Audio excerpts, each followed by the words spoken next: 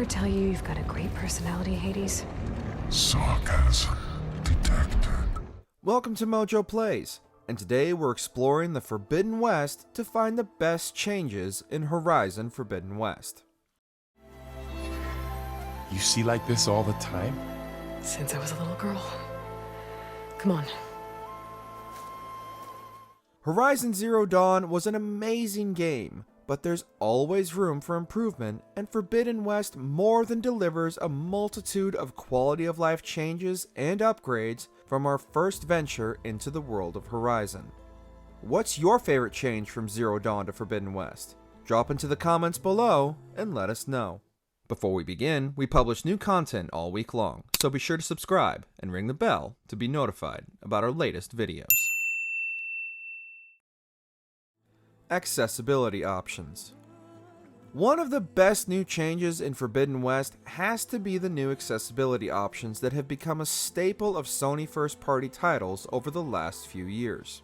With the ability to individually customize everything from puzzle and enemy encounter difficulty, to the option to completely change nearly every aspect of your controller setup, seriously, how is this not the industry standard at this point? Gamers are given far more options to make their time in the Forbidden West completely their own.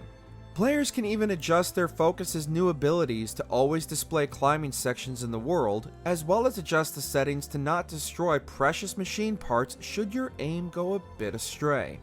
All of these new changes make for an experience virtually anyone can tackle their own way, and is something we hope to see a lot more of going forward. Underwater exploration. Machine kneecap, maybe? Well, you'd need a filter. Synthetic membrane would do it. With a hose to a compressed Air capsule, hammer, and tongs. What is this? What is happening here?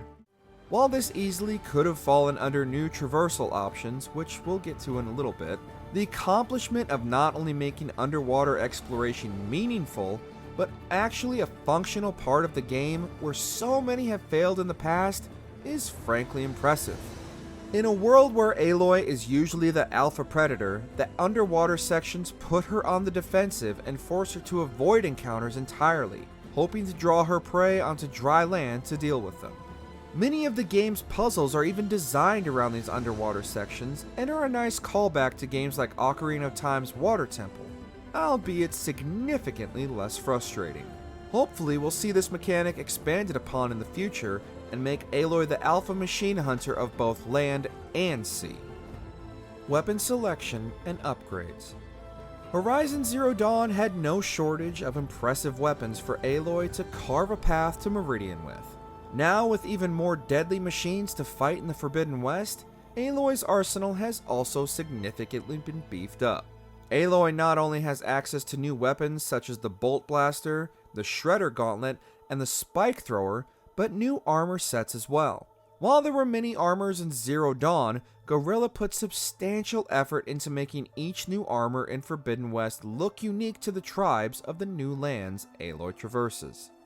With so many new options available and each weapon and armor set coming fully equipped with their own perks and abilities, players have more options than ever to fully customize their individual playstyle. Coupled with Aloy's new stash and expanded inventory, players don't ever have to worry about leaving precious components behind ever again. The world.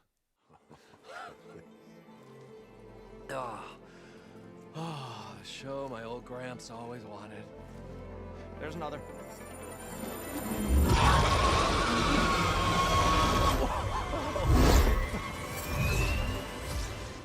The world of Horizon Zero Dawn was already a stunner with its diverse environments, but the Forbidden West absolutely surpasses Zero Dawn in nearly every aspect. From the lush jungles and waves crashing along the shoreline, to the sandy dunes littered with sandstorms and dust devils, to the frigid mountaintops, players will likely spend a majority of their time in photo mode just capturing every moment.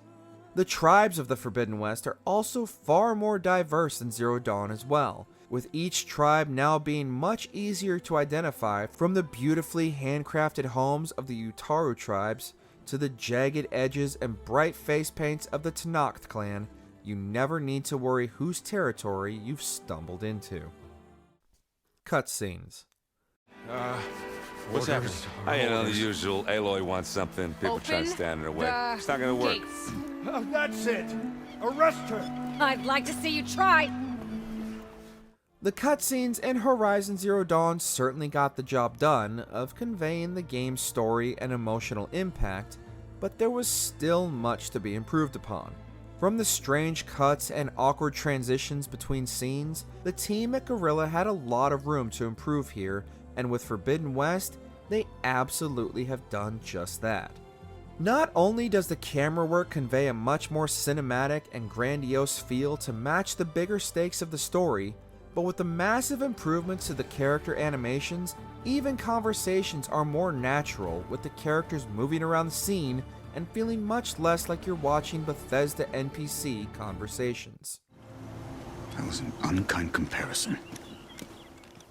With the Decima engine only seeming to grow in strength, even minor characters now match the same level of detail as Aloy, and there's much less uncanny valley feel to every interaction. Traversal.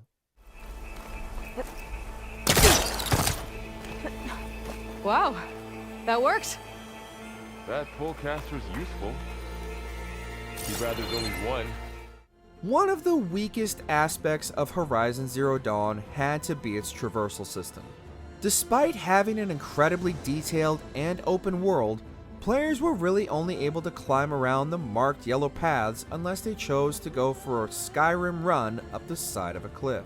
With Forbidden West, Guerrilla has vastly improved the traversal system and given players more options with which to explore the world than ever before.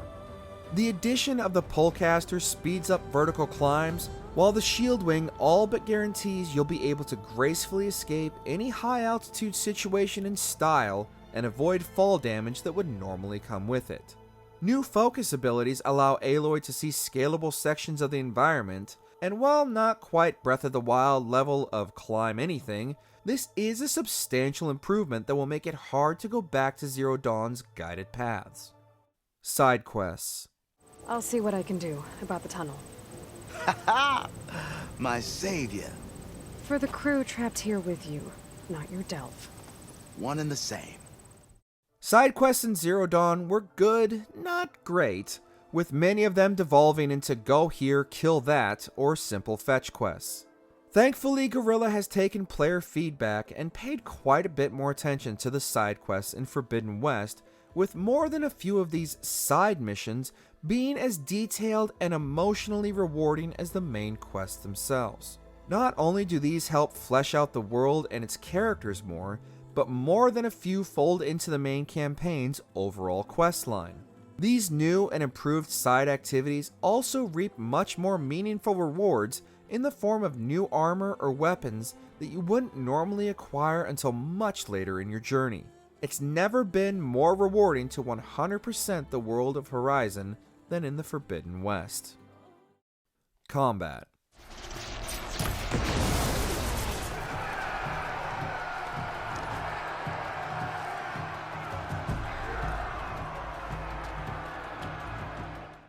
Of all the aspects of Horizon Zero Dawn that Guerrilla nailed right out of the gate, combat was definitely at the top of the list, but there's always room for improvement.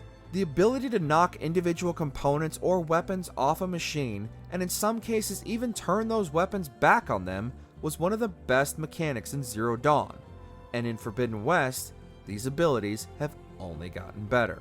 New and improved focus abilities allow you to scroll through machine parts instead of awkwardly dragging the icon around a moving target, and tag individual components you need for weapon and armor upgrades.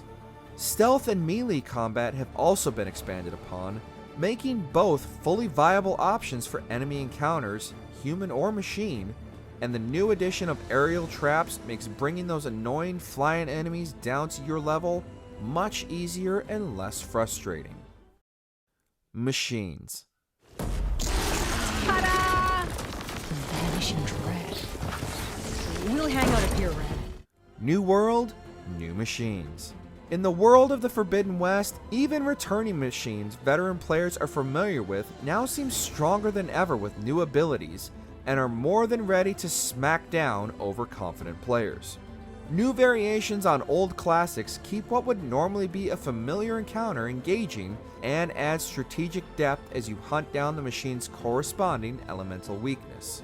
The new machines prowling the lands of the Forbidden West are just incredibly designed. From the new Tide Ripper and Slaughter Spine to the Leap Lasher and Claw Strider, throughout your numerous encounters with these machines, the fights never grow repetitive, which is a testament to their fantastic design and engaging combat scenarios. Story and characters. Oh, I'll come find you, all right. Yes. Well, and the coordinates make it simple enough. Even for you.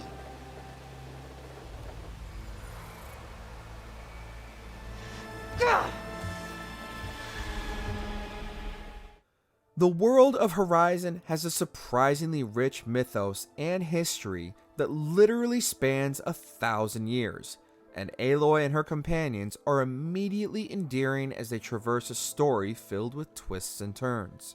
In Forbidden West, not only does the story get off to a much more engaging start, the stakes are somehow even more dire and bigger than simply the return of Hades. Not only has the threat evolved, but so has Aloy and her companions as well. Erend and Varl have now learned the truth of the world of the Old Ones, and as they adapt to this knowledge, Aloy herself has grown as well. Her compassion for the tribes' plights and their individual struggles open up her character in a way we haven't seen before, as she tries to live up to the example set by Elizabeth and save this world once again on the brink of extinction.